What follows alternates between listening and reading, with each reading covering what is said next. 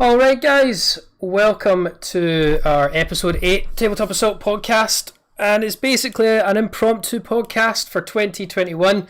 We pulled this together at the last minute, so I just want to say thank you to Rob and Ross for joining us. Welcome, Rob. Welcome, Ross. Hello. Hello. So, as mentioned, this is sort of an impromptu podcast, guys. Really, what we're doing today is we want to give you an update for the channel for 2021 based on a lot of the government announcements that have happened over the last few days. Hours, yes, Ross, that's right. For Scotland. But also, more importantly, we've got some updates for the channel, some things we want to let you know that's coming this year, which we maybe hoped to bring out last year, but we're gonna work through it. And obviously, we just want to give you a couple of those updates, but more importantly as well, end it off with a sort of light-hearted, non-hobby chat for once. It's all been hobby, go, but you know we are people, and let's have a nice wee chat. So, guys, let's start off with first of all just mentioning we hope everyone is keeping themselves safe. I know Rob, Ross, myself, we're all in different locations at the moment as we do this podcast. We're keeping ourselves safe. We hope you guys are too. But we are going to be working incredibly hard to try and give you some entertainment on our channel over the coming months. We also want to say Stuart couldn't make us today for this podcast. Stuart has other things needed to attend to, but in spirit, Stuart is also keeping safe, and he's looking to try and bring some content to the channel in 2021 as well. So for those who miss his cheeky rolls, I'm sure you'll see them at some point. Again, just some house rules. Again, keep the language nice and PC, guys. I'm not saying that to you, Robert Ross. You're obviously always PC. But I thought you were going to say we were exempt. I was like, let's go! No. Just keep the comments nice and PC, obviously. But we just want to make sure, guys, that you know, obviously anything you do in the comments, we'll obviously try and respond. Put that in the comments in the live chat, and we'll answer any questions as we go. Or additionally, any comments in the replay, which will be up after this, put them in the comments down below, and me and Ross and Rob will try and respond to them as much as we can. So house rules, guys, be nice, be PC. Let's crack on. So guys, 2021, the rules have kind of made it almost nigh impossible to film this year. We obviously will try and film at any opportunity that springs up, any opportunity we have to film safely, but it's a bit of a dampener. What's your thoughts on it, guys? You sad, you upset, you happy for a rest and not filming? Pass it over to you, Ross. What's your thoughts? Well, we got some filming because we spent quite a lot of time together in isolation during the middle of the time, and things have came to circumstances we've had to separate apart. So I've not had a chance to even play for months now. Really, we got a bunch of stuff filmed up, but really it's been quite a while for me. Honestly, I'm kind of excited to get back into painting. I've not had a chance to paint in a very long time. I've did wee bits and bobs, but I sort of stopped in November for reasons. And I just completed a project last night at 4 a.m. I'll need to put up some photos of that. And I'm really still enjoying painting a lot. I'm painting Astra, which is delight. And really, I can't wait to actually finish the Astra and get that on the field. That is one big thing I'm working for. Get the Astra on the field. Because we haven't seen them in a while, and I'm really looking forward to it. I love it when I paint an army and then I get to field it. I did that with Chaos, and I want to do it again. And this break may not be ideal, but it's going to give me a bit of an opportunity to do some painting. Thank you, Ross. Rob, what about yourself? You know, are you looking forward to maybe not filming, or you maybe itching to get back filming on the tabletop? What's your thoughts about the upcoming sort of hiatus for a wee bit? Yeah, well, as most people know, I haven't been on the channel for quite some time now, since all this kicked off. So desperate to get on the channel and get the AdMech up and working on there. But also the new armies of Gene Stealer Cult and my Necrons, of course. I just want to say really quickly on that, Rob, for those who may not have seen some of the updates, and I do hope you maybe share more pictures, your Gene Stealer Cult army looks incredible. Thank you. There's a few bits that I need to get finished on there, just increase. But other than that, yeah, just get it finished off. I've got about 2,200 points ready, but there's a few other bits I want to put in there to increase it and get it on the tabletop as much as possible. Thank you very much. Well, I'll give you a wee update for my thoughts on it just in a wee second, but I really want to answer some quick questions. No, Pixie, I'm not wearing my scarf. I'm wearing 2 scarves. No, I'm wearing a scarf. Oh, wow. No, I'm wearing 1 scarf. It's my winter comfy scarf. Also, guys, just for the audio, we're trying our best to get the audio volumes up a wee bit as we speak. It is OBS for those that have said it. It's having a bit of temperamental issues, but please stick with us as we get the audio, trying to get the volume up. Any other questions again, guys? Put them in there and we'll answer as we go. But yes, I am wearing my scarf. If I wasn't wearing my scarf, I'd be sad and depressed. So my scarf is my happy scarf. And plus, I don't do any productivity when I've not got my scarf on. And I'm not got a scarf on, I just get lazy. This podcast wouldn't be happening if I wasn't wearing my scarf. When you go to wash it, you just sit by the washing machine and don't blink until it's done. No, I just jump in the washing machine. How else do I get the rest of my clothes washed, Ross? You know? Wow. Okay. It's a power scarf, yeah. It is a power scarf, or the tactical scarf, as someone about a year ago coined it, which I really do like. Strategic scarf, because that's alliteration. Okay, we'll go with that. Yes. So my thoughts on sort of the new rules and stuff. I'm really happy, first of all, that Ross is going to get Astra on the go, because it is a beautiful army that's building, and we had Astra years ago, and now Astra's coming back, so that's always an excitement. Rob, obviously, you've got so many different wee projects you're on the go with, and I guess this gives us time to bring them all together. Just really keen to see your Genestealer cult at some point. But for me, I don't have the talent that those two gentlemen have. I don't really paint. Just being honest. David, you're the technical support. Do you think I could run this podcast? I barely know how to switch on my computer, except for that, post-it note I put beside it saying on. Yeah, I'm aware. You're the tech support. So, yeah, I don't have the same talent of painting as these two gentlemen, so I don't really have anything to paint project-wise. However, it's given me a lot of time to look into other avenues that the channel can go down during this pandemic, namely things like gaming. So video gaming's a big thing, and I know Stuart, if he was on the podcast at the moment, that would be his exact thoughts as well. We are really looking to kind of branch out a little bit, so it's a combination of 40k and fantasy branded video games. We want to start maybe doing some playthroughs, some online fun, maybe get some fans involved that play these games as too. Come and join us, have some banter. But that might be a part of the weekly content going forward. So we're currently working out the technical aspects of that, and that'll probably be looking about February that you'll start to see that consistently coming out. Something before then, but consistently it'll be February onwards, and that will hopefully give us something else to work on for the channel as we're intermittently filming. And then other than that, really for myself, I think one of the big ones is the channel needs to we want to keep growing. We want to keep doing new things and new advancements, so looking into alternative games other than 40k. I know Kill Team is something we do quite consistently in the past, but we've had a chat around the table around things like Blood Bowl, haven't we, guys? We've talked about Blood Bowl. Dave, there's so many we have discussed. I don't know if we came to a solid consensus of which game we want to do. I think largely we said we were going to try and stick to Games Workshop games, but we also threw in the background a bunch of games we wanted to play. Can I mention some? No, let people have a guess of it. Okay. But there's so many games we've been like, could we get this done? It also does come down to production in terms of getting boards that fit it, painting the models, etc., and making it so that we can get them done quickly. Blood Bowl being quite an easy win because there's not too many models.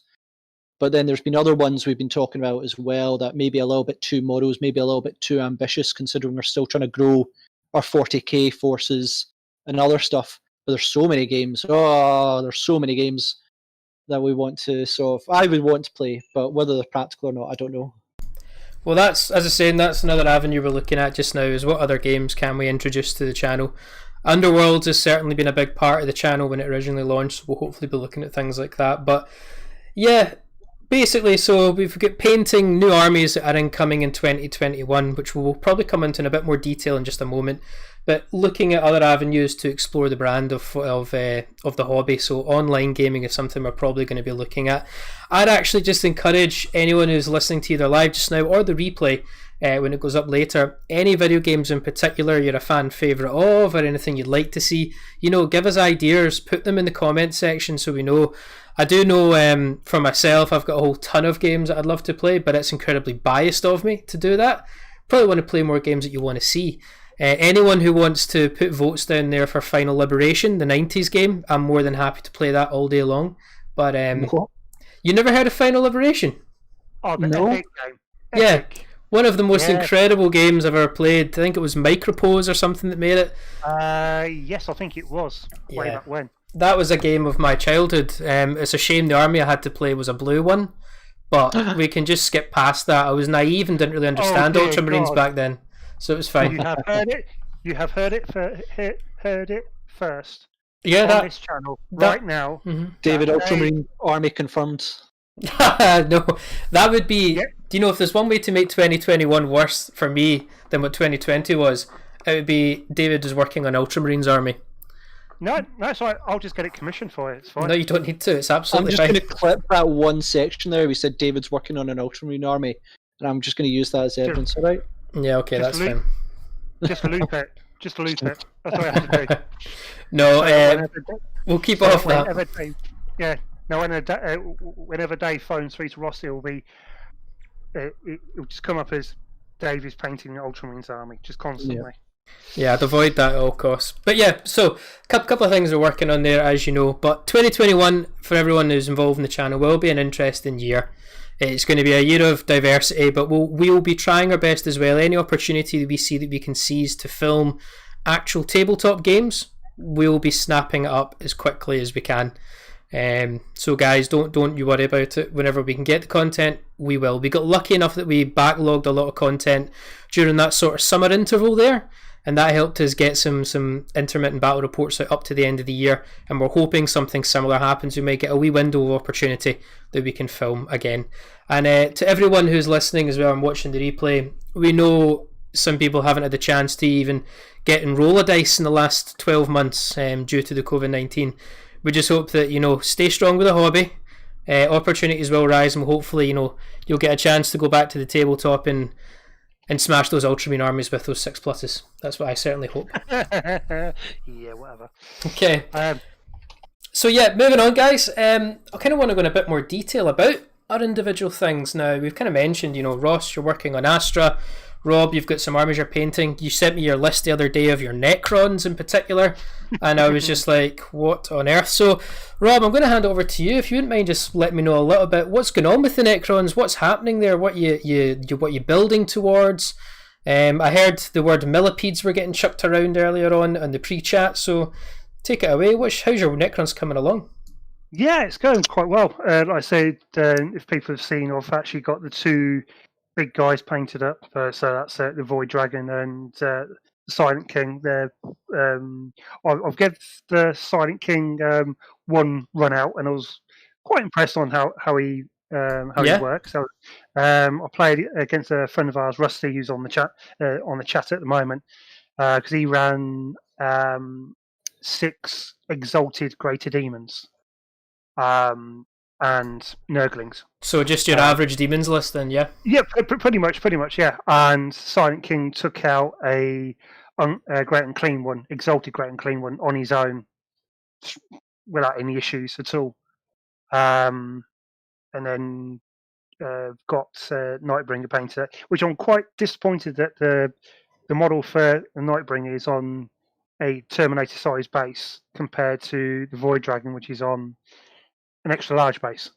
But yeah, so wait, so have you made your own custom base for the Void Dragon, did you say?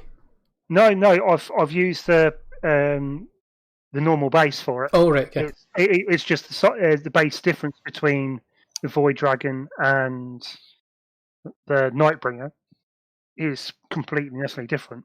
Yeah, agreed. I think what you're saying, Rob, is that it's a shame they didn't update the Nightbringer because he is. He is the master possibly at the moment. one of the most solid units in that codex, or at least when I've played it anyway.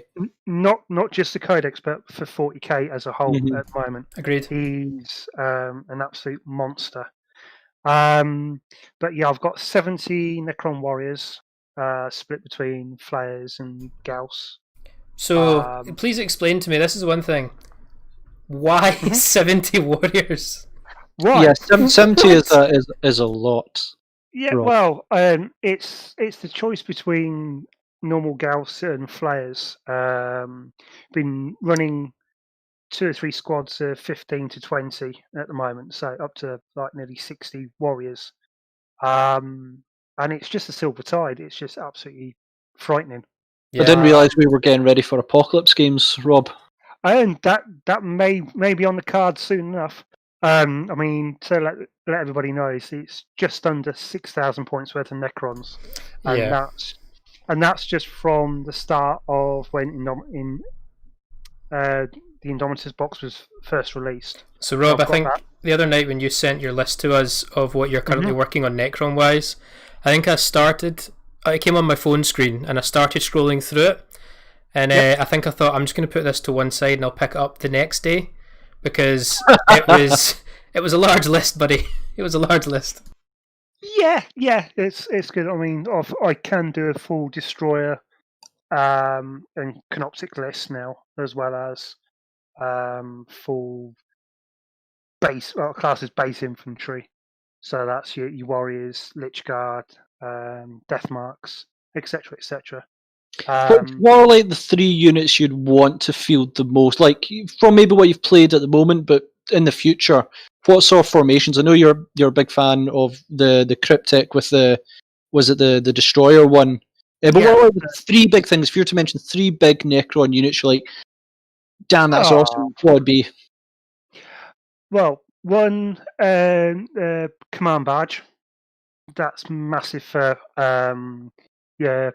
warlord if you're not using anything like. Great mobility. I've always enjoyed the command barge in 8th. It's not just that. Is the extra abilities like I can't remember what the warlord trait is now, but so you ignore wounds on 5s. It's the extra wounds for 50 points basically. Yes, it's a mobile chariot, and it can't be targeted if it's under 10 wounds. It's just for 180 points. It's just a solid.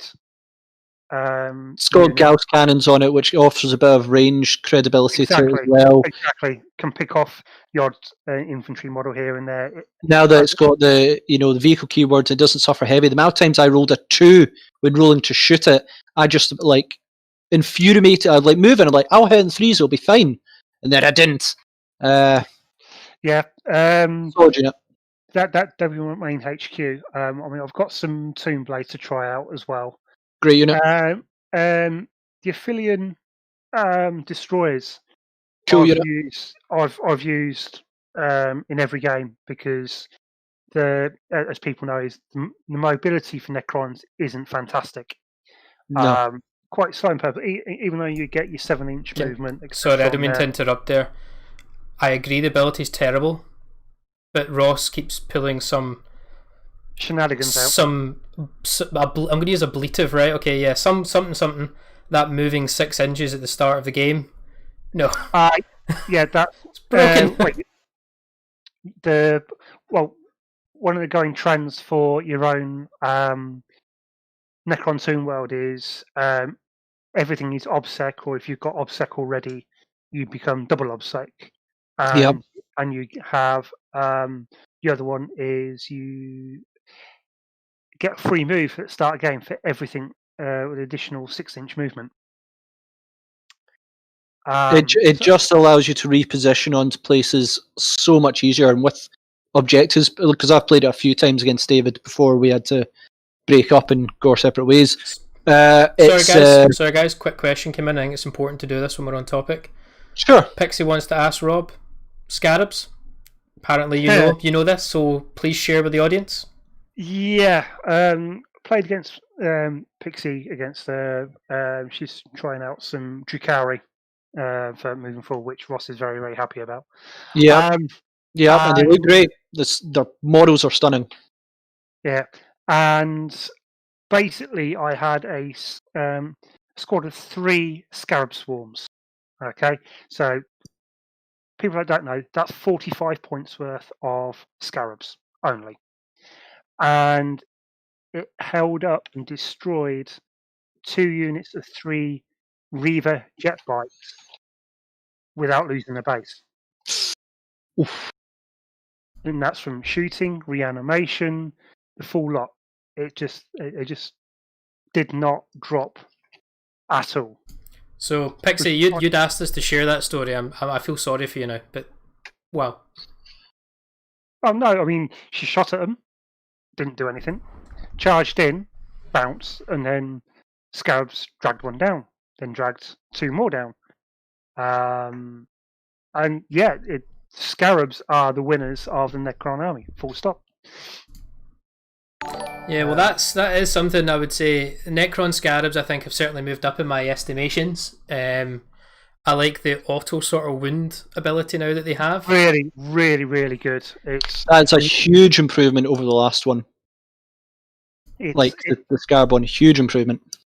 It is an absolute solid upgrade for them. I mean, you just throw 9 bases into whatever you want, and yeah, you won't be wounding that much, but you'd just be hankering down so much on Primaris, on vehicles, on anything. It's absolute solid. But the last unit that I want to talk about is the Doomstalker, or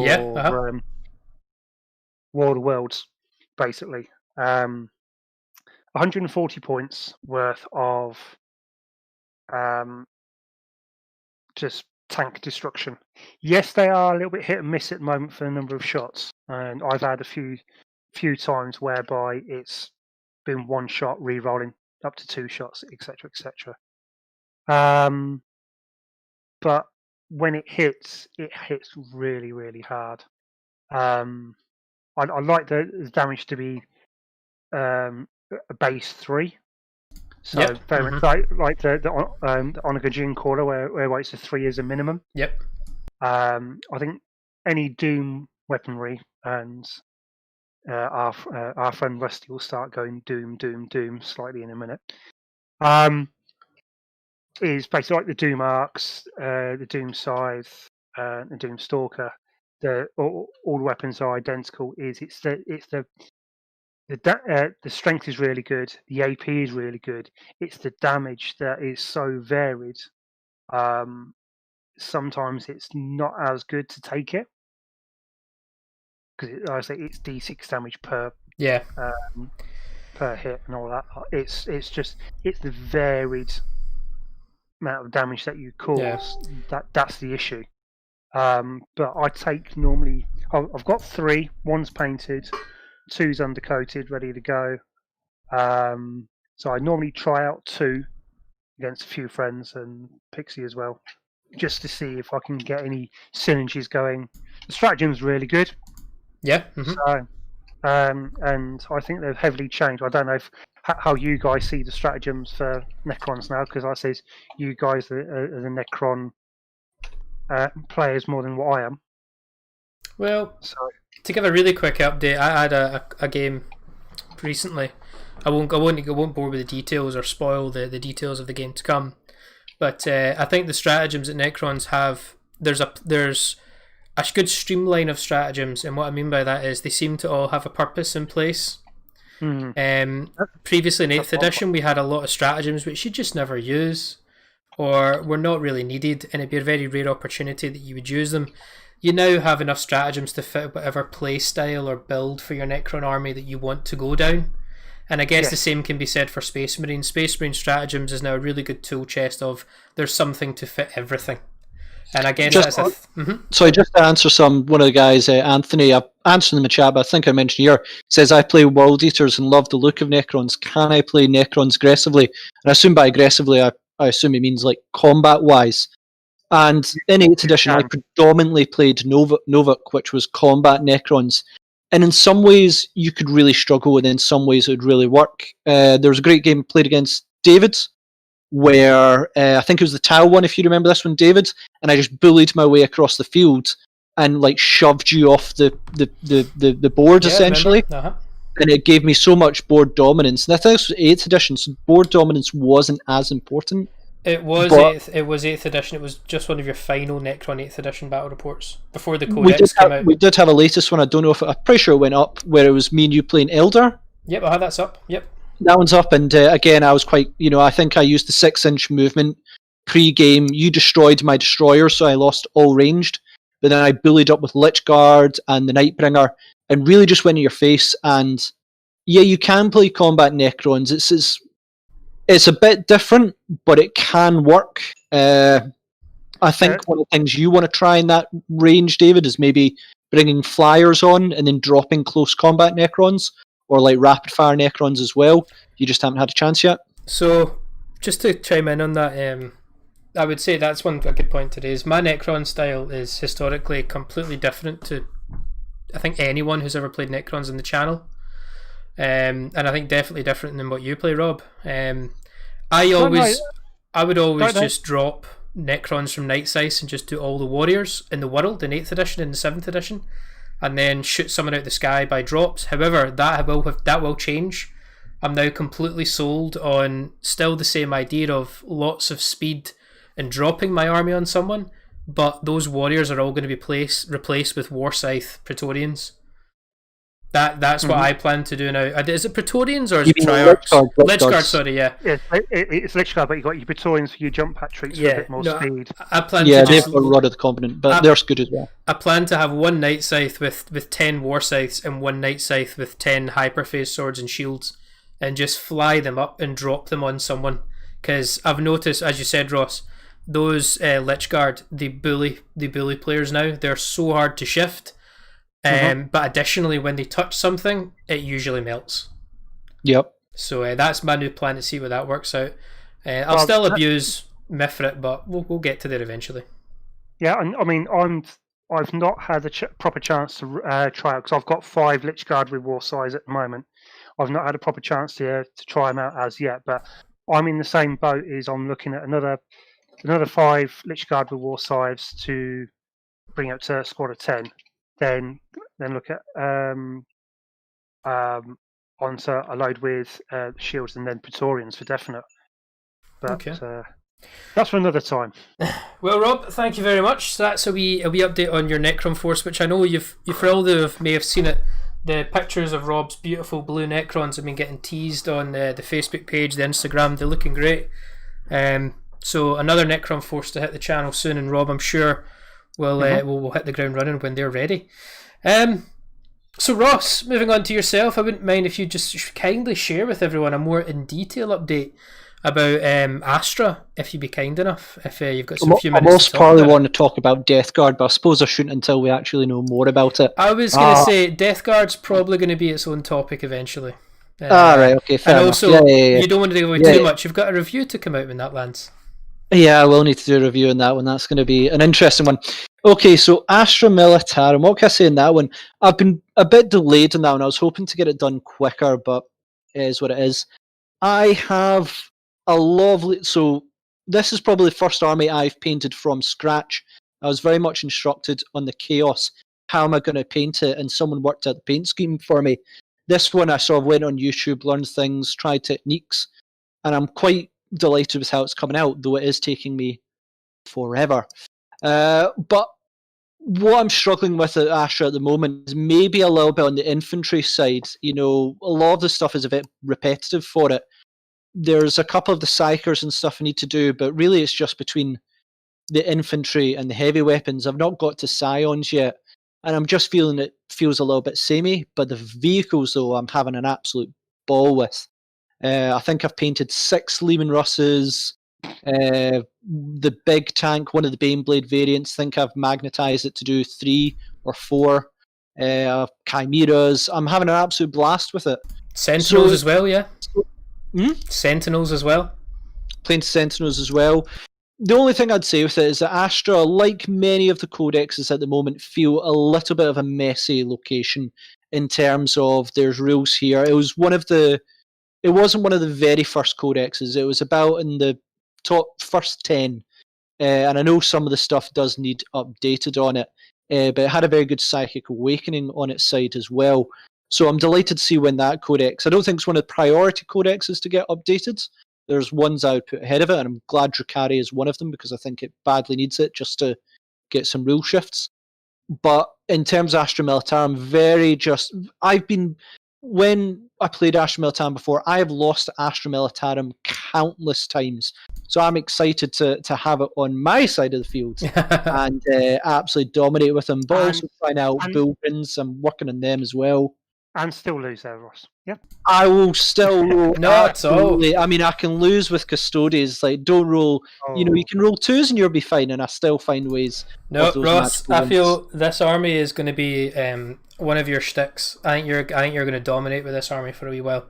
I'm making that prediction right now on the chat, and I'm going to stick with it, and I'll be surprised once Astra gets rolling in Ross, which I'll even, if you don't mind, Ross, I'll happily play with them once or twice. But yeah, man, I'd like to see you have a really good run with them, kind of like I do Craftworlds quite a lot.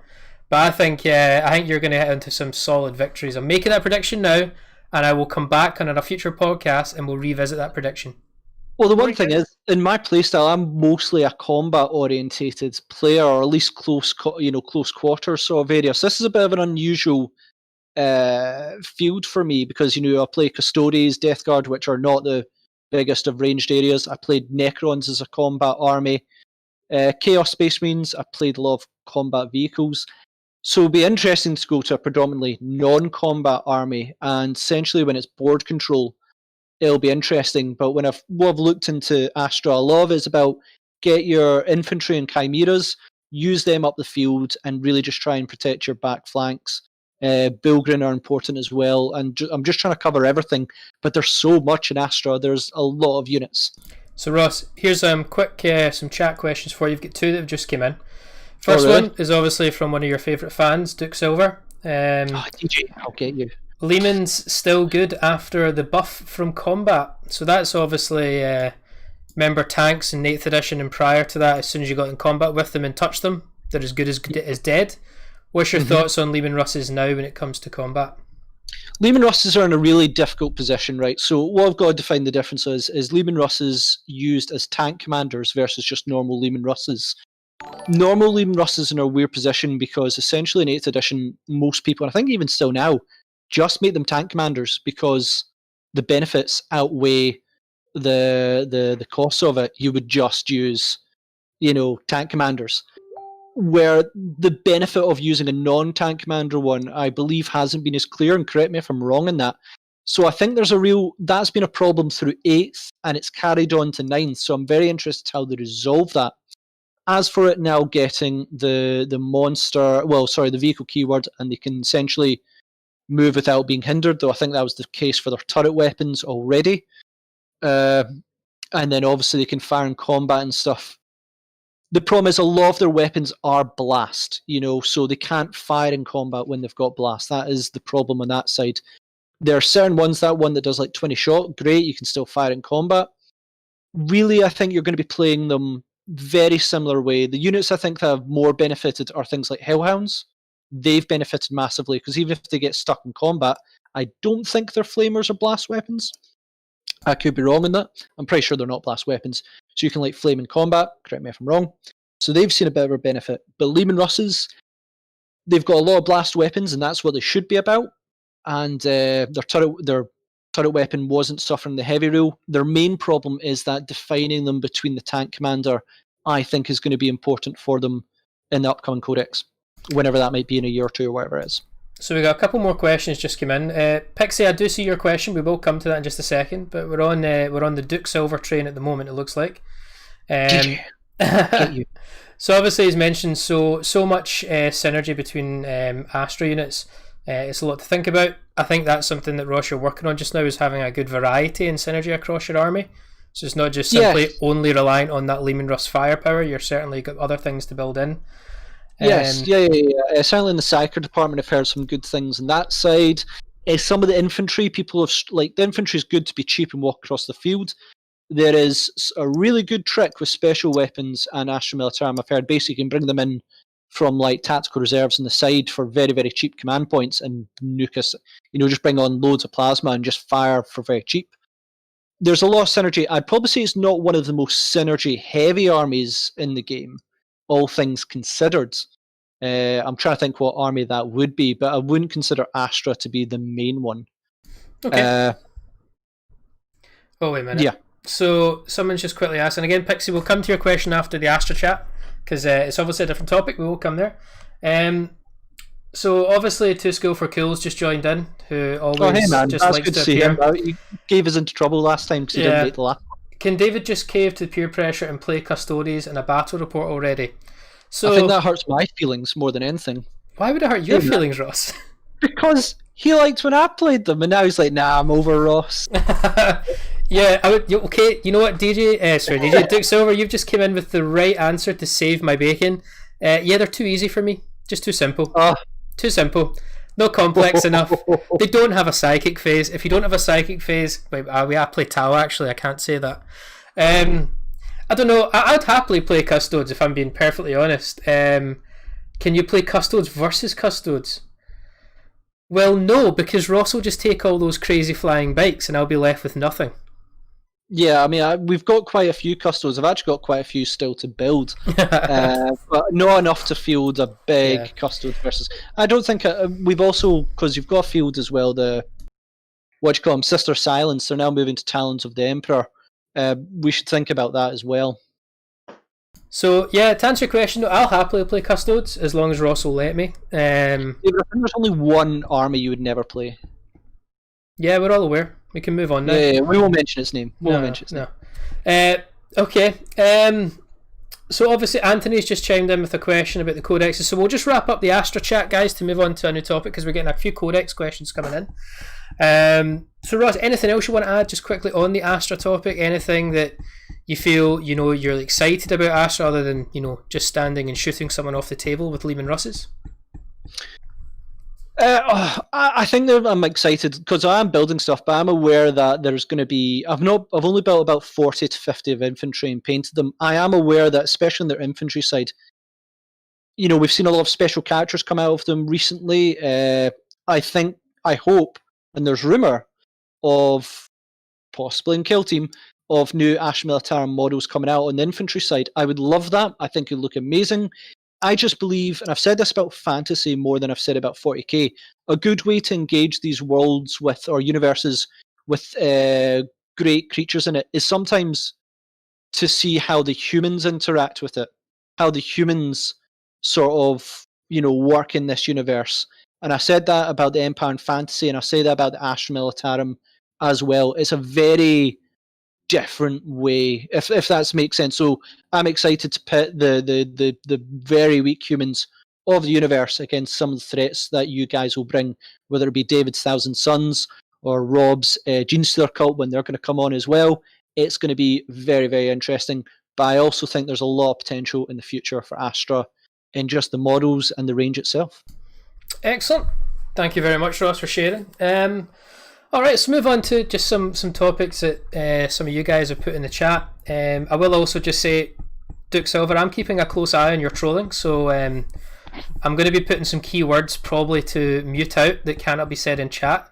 Going forward, that will be the word Smurf, Blue, Ultra, but we'll come on to that on another day. Right, so Pixie, I did promise you a question. So guys, this is just for around the table, and I'll come to you, Rob, with this first of all. So predictions and wishes for the first 3 codexes to be dropped for 9th, other than obviously Death Guard and Drukhari. As we know, they're already landing.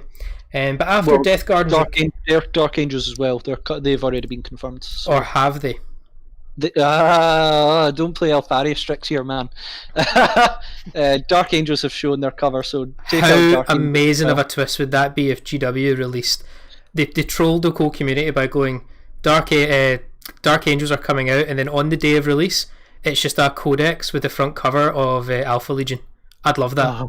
That'd be one of the greatest things I'd ever seen on the internet. I've actually got an artwork of that. I keep meaning to send you. I'll see if I can find it. I'll let you guys talk. I'll send it to you in private chat. So yeah. So Rob, what about yourself? What would you like is hopefully you'd like to see in the next 3 codexes drop? Well, there's a few that desperately need it to start off with. not being biased, but Gene Stealer Cult needs something urgently Agreed. because they are bottom tier of tournament play. They're bottom tier of any gameplay. People use them as a fun army to play, not anything serious. Or the shenanigans that they had in 7th and 8th, and that lot is now done, dusted, and out of the way. They need something desperately to make them work in.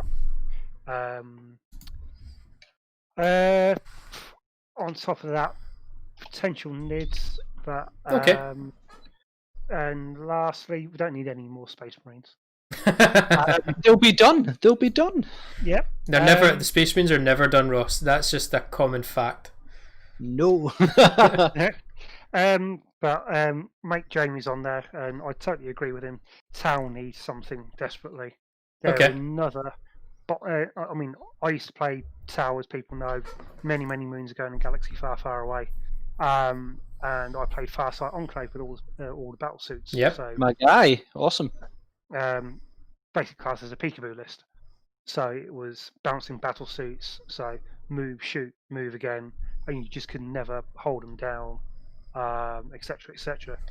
Tau need something desperately to make them work in 9th, because they just there's one, possibly two primary lists out there that actually work in 9th, but other than that,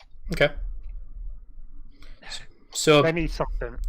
So you're thinking Gene Stealer, Tau, and Tyrannids possibly would be your three if you had the choice.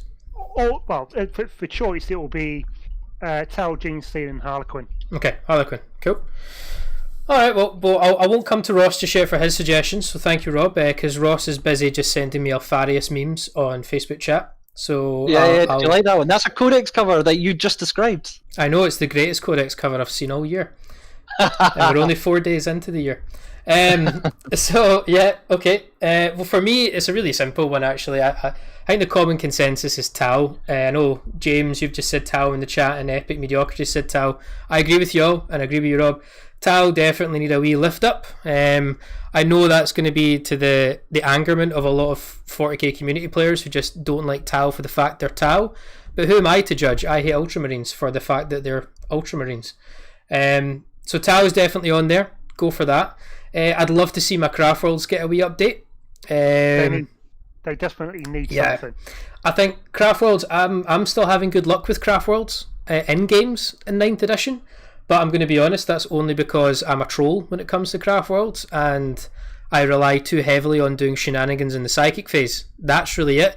And I think the new style of 9th edition, where it's all about objectives, suits my type of Craftworlds quite well. I'll play just tons of bikes, so I can nip around and get those points really quickly. However, though, that's a very narrow-minded playstyle. If I want to start using the rest of Craftworlds, I'm losing out. Let's not kid ourselves. I can't really do a Wraith list anymore without it being shot to bits. I think, Ross, you mentioned this privately, that you believe, was it Aspect Warriors should have 2 wounds? Yeah, I've said that a few. Yeah. I believe professional troops. Yeah, I agree with that. Have 2 wounds. And I think that would actually be that quick fix would actually probably help Craftworlds quite a bit. And I think it's a fair ask as well. I don't think it's too much of that makes them too powerful. I think that's actually quite a fair ask for Craftworlds. So Craftworlds is second after Tau. Beyond that, the next army I would like to see updated, and I don't actually even play them if I'm being honest. I would just like to see what other shenanigans they can pull off, and it would actually be Orcs. Now I know Orcs are already quite a solid codex as it is, and they came out quite late in 8th edition, but I've seen some rumblings on the community about certain units which are no longer viable for Orcs, and it's a shame, like Luta's example, it being one of them. Luta's a big fan favourite of mine. I love these kind of units. I'd love to see, how could they update Orcs as well, with the fact that almost all their models are 1 wound when they're meant to be as strong, as powerful as Space Marines. So their codex has a lot of fun rules which are really powerful and crazy. I just think some of their core stats need to be updated to make them more relevant for the current style of game. Yeah, there's 1 or 2 builds for orcs. Like I said, the looters, yes, they only got one wound, but they wipe out marines really, really easy, etc., etc. So, yeah, orcs do need something. We think to give them a wee bit of a wee head up. Yeah, not just that, but it's also the boys' models themselves need a bit of a revamp because they're nearly as old as me. Not saying something. We won't give out our ages, Rob. Not going to happen here. So, lastly, we'll just move on to you, Ross. Looking at time, give us a quick fire round of your 3 codexes. I was about to say how long we've got because I could spend literally a whole podcast discussing this. I'll try and keep it quick. No, I can give you 5-10 minutes. Take as long as you want. That's not nearly close enough. So, my actual predictions of what I think, well, there's definitely going to probably be AdMech and Orcs because in the hint video, there was an AdMech model which everyone's predicting to be a Skitarii HQ. Plus, their codex really needs to be fitted with like half their units are now missing. They're in Psychic Awakening.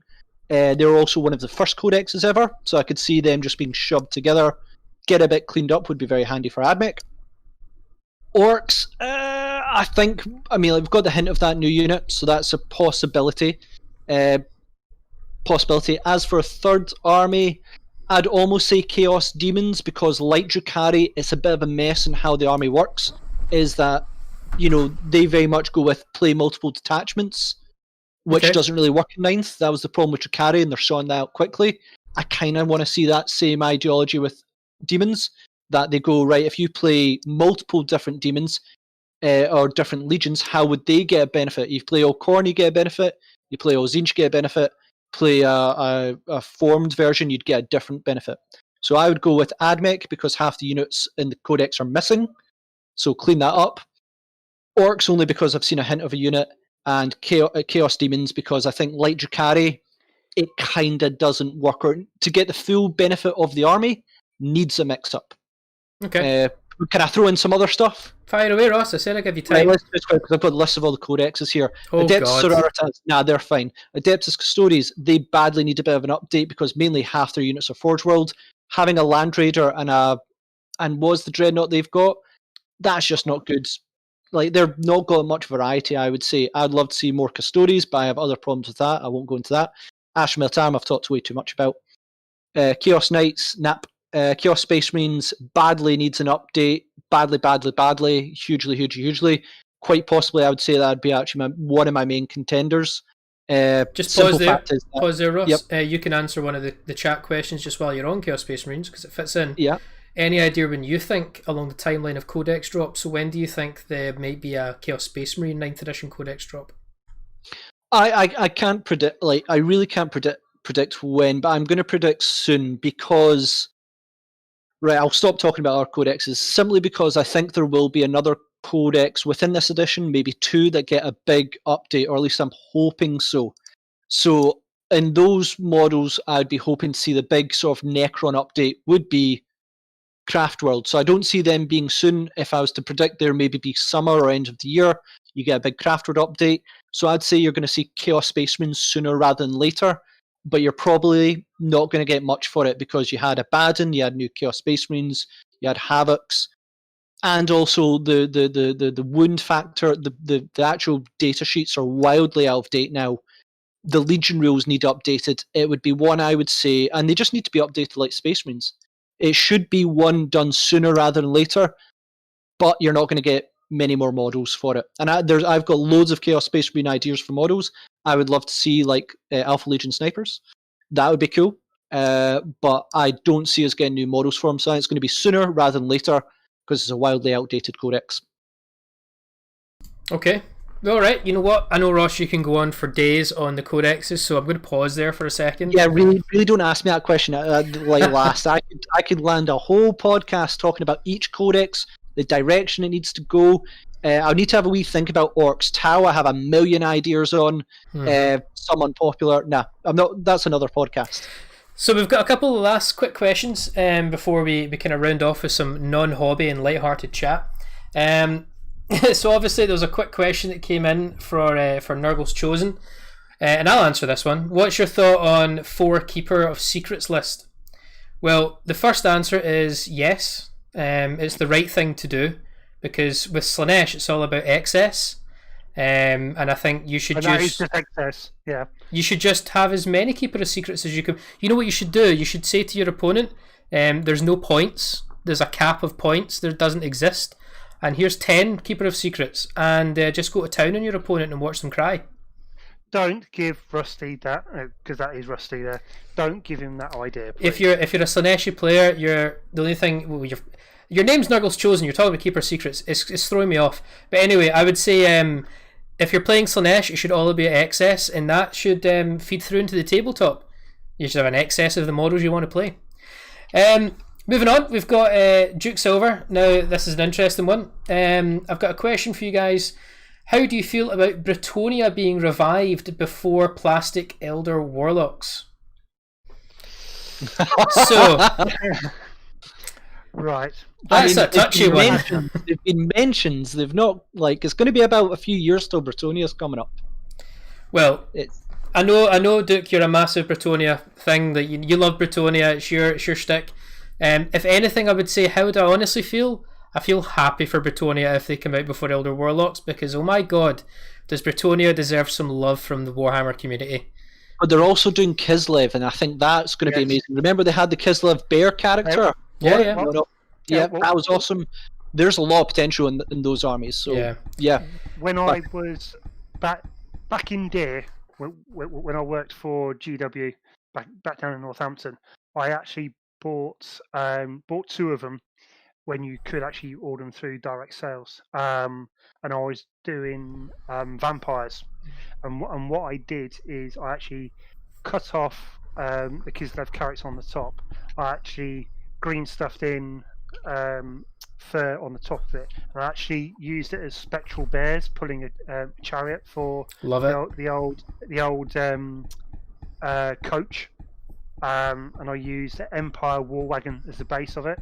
But the Kislev models are just fantastic. They were absolutely brilliant. It's a shame I didn't keep one of them, because they're brilliant for whatever you want.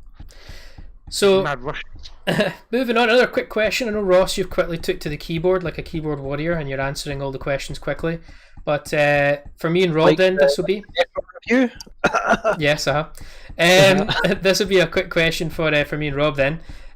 Too cool for school. What are the armies you least like playing against in 9th edition?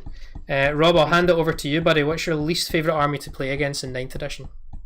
At the moment, it's Marines, because it just seems same old. So it's just too generic, same thing every time. Well, it's like with Blood Angels and that lot. I mean, the character and the molds and the figures themselves, absolutely fantastic. They look stunning. It's just how they actually working like same old. There's nothing really different between them. Can be quite bland. I've not played any chaos. Well, the only chaos I played was against Rusty's demons, which were difficult against Necrons because of discussing resilient, which will come on to at a later stage when it gets finally agreed what it's going to be. No other real armies that I'm actually sick and tired of playing against, but it's just Marines, because yes, there is so many of them, and it is like the flagship army for GW itself, which, to be fair play to them and that, but it's just playing against them. Yeah. 9 times out of 10, your good friend, or you go to a club and that lot, which we haven't been able to do so far, but guaranteed you'll have the new models, which will be fantastic. But it's just playing against the same old style Marine list, which is sad. Fair enough. Well, Ross has already said it's Tau in the chat. He doesn't like playing against Tau. I think personally, Ross, I think you've forgot to add though, the reason you don't like playing Tau is you banned yourself from Tau. So, well, I did say, and it's like, my playstyle is mostly combat, so it's the least playable to it. But I also suck at them. I'm terrible. So I once destroyed my own Storm Surge while firing at Rob's Harlequins. Or something like I fired at them, and then I think you lost one model, and then my Storm Surge exploded. I was like, I'm done. So I think I think it was against 9 haywire bikes, and it just shredded the Storm Surge. So for me, it's a really simple one, and the obvious answer isn't Ultramarines because I would relish the fact of destroying Ultramarines. That to me is that's just a perfect day out for me. But realistically, in 40k, the army I actually have the least enjoyment playing against at the moment is strangely enough, it's actually Necrons. So I've played against Necrons, 9th edition Necrons twice now. I love playing Necrons, but I know fighting against them it is a sheer slugbath. I've played against them twice. I've beaten Ross once with them, but I've also lost to Ross once. And there wasn't really much of a difference in the games, Ross. You did the same tactic. You just marched forward. It was just one army was lighter than Space Marines. An army that was lighter than Space Marines just couldn't do it the knockout punch. Necrons, no matter how much you put in against them, they always seem to come back for more. And that's the scary thing about it. They're so hard to kill at the moment. And I'm still trying to find the right balance in actually beating them. Because they're just so hard. But that's what you want from Necrons. That feels right for Necrons. Yeah, well, they've needed a massive revamp even from 7th into 8th and now into 9th itself. It's needed that kick, and to even bring them up to the standard of Space Marines, because Space Marines were running the roost for quite some time. Yeah. I mean, I'd like to try my AdMech list, and as Pixie put in there, Dakar bots for the win, because I think I'd have a good shot at bringing down Necrons with the new units. The new fly for AdMech is fantastic. Agreed. Fantastic. I've got one that's half painted, so I need to finish that off. But AdMech now have gone from mid-tier to top tier now, with all the uses in 9th. You've also got Core is the only model now, I think, that gives an aura for re-rolling everything, including himself, and includes non-core units as well. So yeah, it's a tough one. I haven't had. Well, I've had a couple of games with the Crons themselves, and it's just finding the techniques with them more than anything. Well, that's the thing. It's an army that's still relatively new, so until your own codex is getting updated, where people are still trying to find the right way to play Necrons, and vice versa, people are still trying to find the right way to fight Necrons. Alright, well, I'm going to move on from that, guys, and I would just say we're going to finish this podcast off with a light-hearted, non-hobby questionnaire around the table, and I would say any further questions you have, guys, again, this podcast will be up on a replay for those who are listening. Any questions you never got to ask or we didn't answer, please put them in the comment section down below, and over the time when me, Ross, and Rob get free time, we will answer them. We'll always answer them.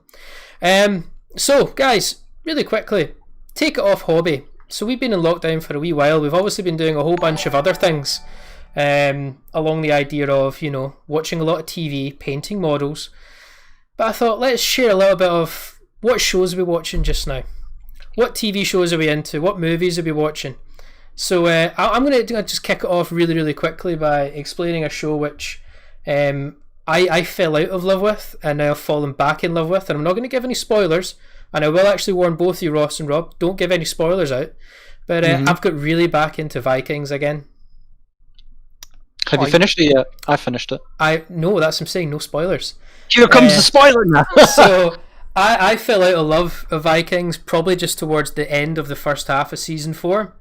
I won't say why, but I fell out of love with the show. But I've used this lockdown to try and go back into old shows that I hadn't really watched or finished off. One of them being the Vikings, and fallen back in love with it. I know people, I think, gave the last season a little bit of shtick. I actually am enjoying season 6 so far, part 2, and I can't wait to finish it off while I'm doing a bit of editing and having Vikings. So my days at the moment consist of editing videos and doing channel stuff, and I've got Vikings on the side, and I'm absolutely loving it. And I'd just say, you know what? If you guys are giving up on some shows, you've now got all the free time in the world, jump back into some of them. You know, you might find out it's pretty good. I've got a couple of shows that Ross has told me to watch, one of them being Billions. So that's a great show. So when I finish Vikings, that's literally set up to be my next show to watch. I cannot wait to speak to you about that. Yeah. I don't know what Billions is about. Don't spoil it. No one tell me anything in the chat. I'm really excited. I've got that on the cards. Okay, you're in for a treat. And then lastly, so that's the new one I want to watch is Billions. Currently watching Vikings. And then what show have I recently rewatched in its entirety again? Because Vikings I never finished. I rewatched all of Chernobyl again recently, and still hands down one of the best TV shows I've probably ever watched. One of the most frightening TV series. Frightening in a good way though. No jump scares or horror. It's just an unease. Yes, it's so just thinking and understanding what actually went on. At that time, it is frightening in that respect. Yeah. Well, Rob, what about yourself? What shows are you watching just now? Been watching The Mandalorian, which is always good. Me and Pix are rewatching all of NCIS, all 13 series and that lot of it. So about half of that series 6 through at the moment. I used to watch it when I was many moons ago in the galaxy far, far away. Few films, so don't put this against Pix, but she hasn't seen all of the Marvel films, so I've been dabbing into those here and there as well. You've definitely got enough time on your belt at the moment to finish them. Pretty much. So I've been doing bits and pieces like that, but yeah, it because on TV at the moment there's not a huge amount of new stuff on, so not watch anything brand spanking new except Mandalorian, of course. But yeah, don't give any spoilers for that. I think we're probably banned from talking truthfully about the Mandalorian show. Yes, pretty much. But other than that, wanting to see Stranger Things if it comes out this year, because my lad Mason, he's big into Stranger Things, and he actually ran. I don't know if people have seen there's a D&D Stranger Things that was released, and we got in that for how meta. I think yes, yeah, exactly. We got it for his birthday. I think it is birthday or Christmas, and he's actually been doing the Stranger Things D&D and running as a dungeon master for a load of friends of his. So he's been massive into Stranger Things itself. Okay. But yeah, other than that, that's really about it. I mean, I'm not back at work for another couple of days yet, but it's just trying to plough through all the painting that we've got. Yeah, you two have a big pile to do, that's for sure. The grey models are mounting. It's slowly going down. I've just got all the scenery to paint and that lot. Yeah. So, all right. Well, I've seen the models you've bought, Rob. You say they're going down, but you fill it back up again. No, right. I've not bought anything for a good couple of weeks. So, all right. So, guys, Ross, what about yourself? Anything? I know you always kind of feed me with TV shows to watch, so you must be watching something right now. What am I watching at the moment? Believe it or not, I'm watching South Park. I have never seen past the first season because my parents banned me from watching it when I was a kid, and I never got back into it. Rebellious. Yeah. So I was just like, I was literally about 2 or 3 days ago. I think they're all on. I've watched them. I saw about Netflix, but I've got access to Prime, and I was like, they're all on Prime. So while I've been painting, I've just left South Park on, and I'm like, wow, they're talking about stuff when I was like 10 years old. So absolutely criminal. So I'm like, get into it. I know you used to have a massive South Park poster, one of the ones in your old flat, David, and I was like, I know none of these references. I was an absolute South Park fanboy. I've never really watched it. So I've got, I'm on season 3. So I've got 19 seasons to go. Yep. Enjoy That's it. going to take me a while. All right, guys, we're going to wrap it up here. We started a few minutes late today, so we're finishing a few minutes late. So thank you for those who have stayed with us, and thanks more importantly to Rob and Ross for sharing your thoughts today. We hope that everyone has listened and who's going to watch the replay. It gives you an update today of 2021, what we're going to be looking forward to in the year channel wise, what to expect content wise, and some of the key things that we're all individually working on. And again, any comments we never got a chance to answer, we apologise, but put any comments you have if you're watching the replay down below in the comment section. We will do our absolute very best to get to them. So from myself, from Rob, from Ross, thank you very much for joining us. We hope you guys enjoyed this podcast. Many more to come. Everyone, please stay safe out there, follow the rules, and we hope to see you all again soon, guys. All right, let's look forward to some more hobby content. See you later, guys.